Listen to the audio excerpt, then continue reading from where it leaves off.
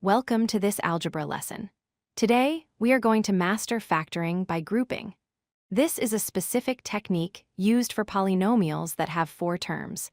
It is a powerful tool in your algebra toolkit, allowing you to break down complex expressions into simpler binomial products.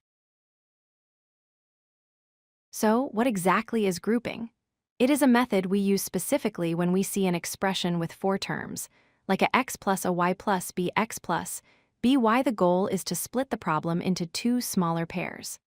By handling these pairs separately, we can find hidden common factors that aren't obvious when looking at the whole expression at once. We can break this process down into 4 simple steps. First, we split the 4 terms into 2 groups. Second, we factor out the greatest common factor, or GCF, from the first group. Third, we do the same for the second group, being very careful with negative signs. And finally, if we've done it correctly, we will see a matching parenthesis that we can factor out to get our final answer. Let's apply this to an example: 2x cubed plus 4x squared plus 3x plus 6.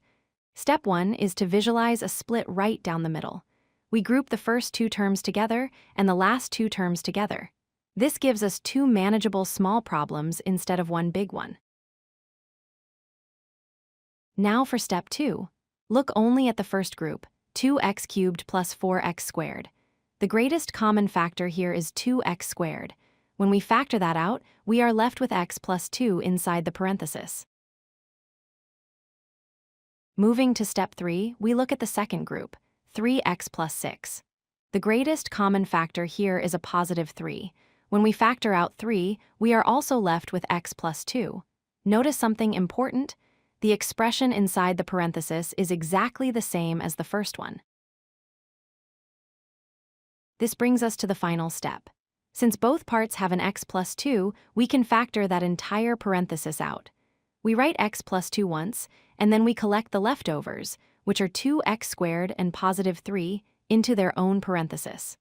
Our final factored form is x plus 2 times 2x squared plus 3. Before we try another one, a major warning. The most common mistake in grouping happens when the third term is negative. If you have a negative sign in the middle, you must factor that negative out with the GCF. This will flip the signs of everything inside the second parenthesis. Let's see that in action with 4x cubed plus 12x squared minus 5x minus 15. We group the first 2 and last 2. From the first group, we pull out 4x squared, leaving x plus 3. For the second group, since it starts with minus 5x, we factor out negative 5. This changes minus 5x to positive x and minus 15 to positive 3.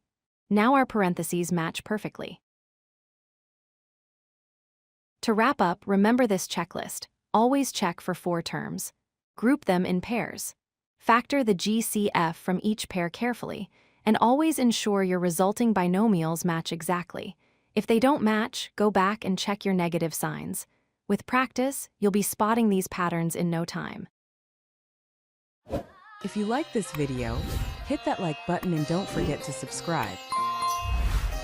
Visit codelucky.com for more such useful content.